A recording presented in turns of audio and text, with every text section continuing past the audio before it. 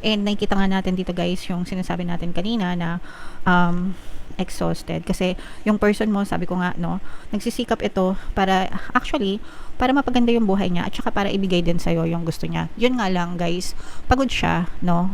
Nandun yung pressure, pwedeng hindi niya sinasabi sa inyo guys, no? Pero nandun sa kanya yung pressure at saka pagod na rin siya. Hindi lang pagod sa pagsisikap, no? But napapagod na rin siya sa mga away nyo, mga kapigsi, no? And parang hindi niya alam kung worth it ba yung mga pagsisikap niya sa buhay.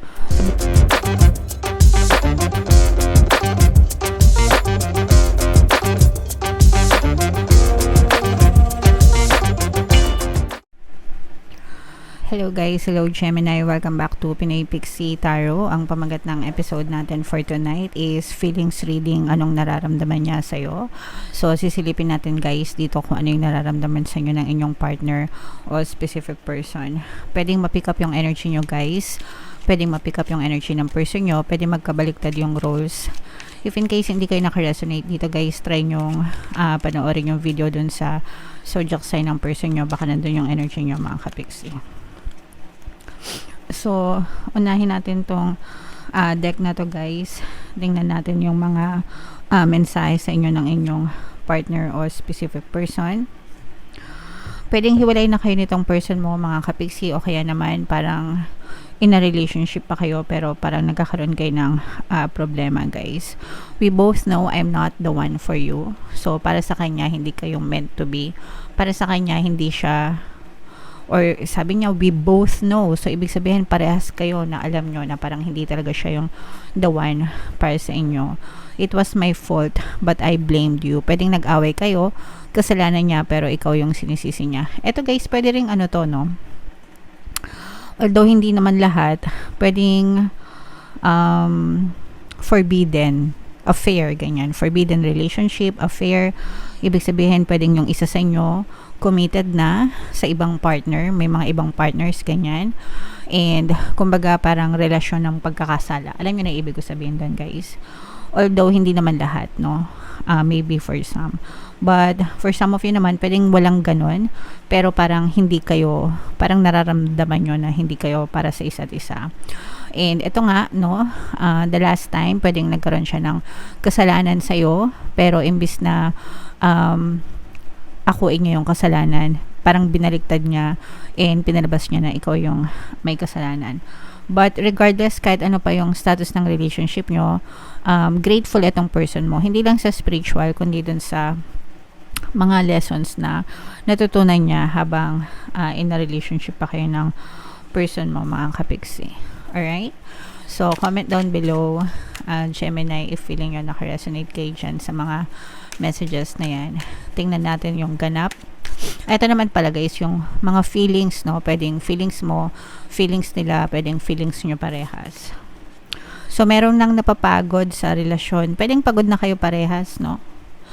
Or pwedeng isa sa inyo napapagod na dito sa relasyon na to. Pwede kasing may mga paulit-ulit na nangyayari, di ba? Minsan yun naman talaga yung nakakapagod, guys.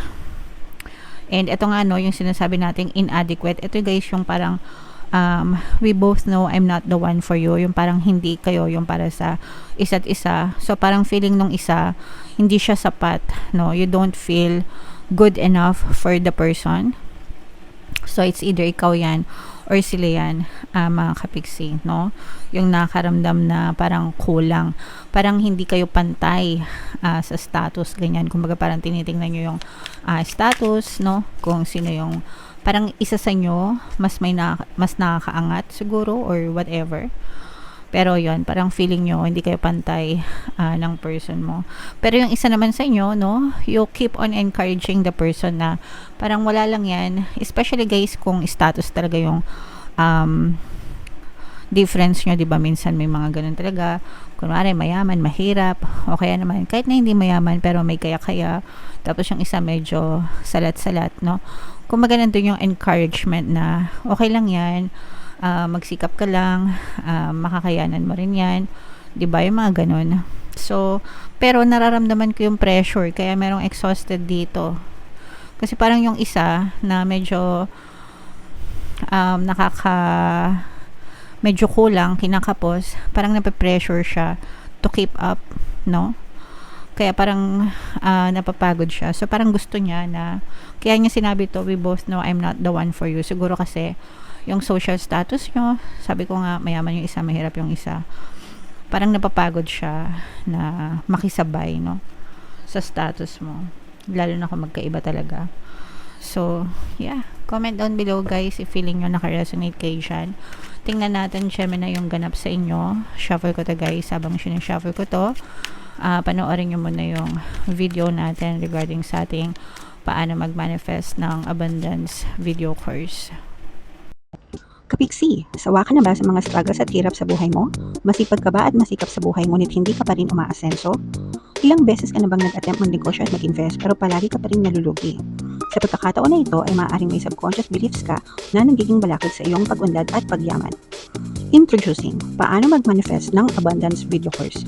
Dito ay matututunan mong ma-overcome ang mga balakid mo para tuluyan ka ng umunlad, umasenso, sumagana, maging matagumpay, successful at maswerte sa iyong kabuhayan, pera, trabaho, negosyo, salapi at kaperahan ng bonggang-bongga.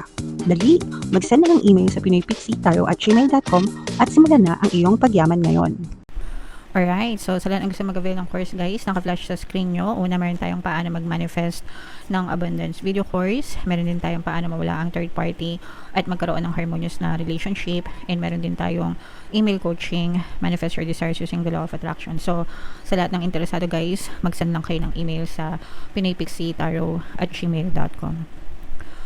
So, Gemini, guys, kayo ay represent ng King of Swords. Ito yung ating feelings energy. Meron dito, guys, presence ng water sign, Cancer, Pisces, Scorpio, and earth signs, Capricorn, Taurus, Virgo. So, for some of you, pwedeng may ganyan, guys, sa inyong natal chart, or baka yan yung zodiac sign ng mga person nyo. So, this is both negative and positive. Sa negative, guys, nakikita natin yung mga kaguluhan, no, sa inyong relationship. Marami kayong guys, pagkakaiba ng person mo. Pwede nating sabihin na very much incompatible kayo. Ibig sabihin hindi kayo compatible. Marami kayong differences sa isa't isa. Magkaiba yung mga preferences nyo. Pwedeng sa ugali. Magkaiba din mga kapiksi. Magkaiba kayo ng mga gusto. And isa yun sa dahilan kung ba't kayo nagkakaroon ng conflict with your person, and isa din yun sa mga dahilan kung bakit parang nasisira or nabawasak yung relationship nyo. And nakikita nga natin dito, guys, yung sinasabi natin kanina na exhausted kasi yung person mo, sabi ko nga, no, nagsisikap ito para mapaganda yung buhay niya at saka para ibigay din sa'yo yung gusto niya. Yun nga lang, guys, pagod siya, no? Nandun yung pressure, pwedeng hindi niya sinasabi sa inyo, guys, no? Pero nandun sa kanya yung pressure, at saka pagod na rin siya. Hindi lang pagod sa pagsisikap, no? But napapagod na rin siya sa mga away nyo, mga kapiksi, no? And parang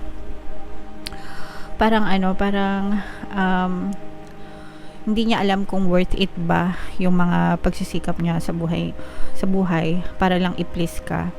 Mga kapisi. Kung parang binabago niya yung sarili niya para i-please ka. And yun yung, especially, guys, kapag medyo may pagka-control freak kayo na parang dinidiktahan nyo sila na ganito dapat, ganyan dapat. So, medyo napapraning yung person nyo doon, guys. And napapagod siya to keep up with you, mga kapisi. But, somehow, tinitiis niya yun kung hanggang kaya niya. Pero, if in case hindi niya kayanin, maaari itong mag-break out anytime soon kasi medyo nababurn out na siya, mga kapiksi.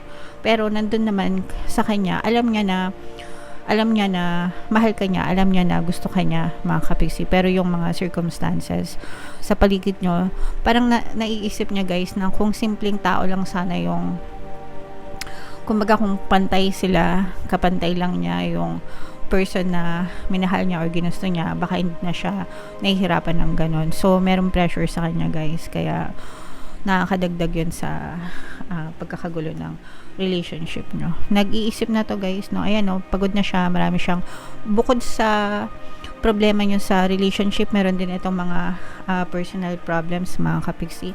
Kung hindi ito nakikipag-usap sa inyo, guys, nag-iisip ito ng malalim kung ano yung gusto niyang mangyari, kung itutuloy pa ba niya yung relationship nyo or mag-give up na siya kasi pagod na siya. And parang gusto niyang mag-move on mga kapiksi, and parang gusto niyang ayusin yung buhay niya. So, siya, parang meron siyang mga personal na issues, guys, no? Hindi lang sa relationship nyo. Pero eto, guys, parang feeling ko, nasasakal siya na gusto niyang makahinga, na gusto niya lang enjoyin somehow yung buhay niya, na walang masyadong pressure from you, pressure dun sa relationship. Tapos meron pa siyang pressure sa pamilya niya, guys, especially kung breadwinner siya, kasi masyadong maraming responsibilities itong person mo. But at the same time, talagang responsable siya, kaya hindi niya rin maiwanan, mapabayaan yung kanyang family, mga kapiksi, no?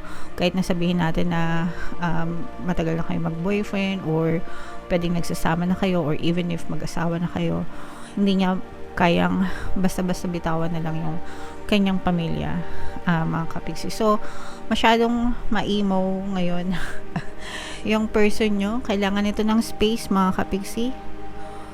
Masyadong maraming bumabagabag sa isip niya, and parang feeling ko kapag binungangaan nyo pa to, or inaway-away nyo pa, baka bumigay ito, mga kapiksi. So, kailangan niya ng matinding pangunawa, guys. Okay? Alright. So, ipagdasal nyo na sana maging ma-okay yung person nyo, Gemini. And yeah, comment down below if feeling nyo naka-resonate kayo dyan, guys. For more tarot readings, ito yung playlist nyo. Ito naman yung ating success stories ng paano mag-manifest ng abundance video course. Click here to subscribe, guys. Ito yung ating mga relationship subliminals. Thank you for liking, sharing, and subscribing. See you next time. I love you all, mga kapiksi. Have a nice day. Bye-bye.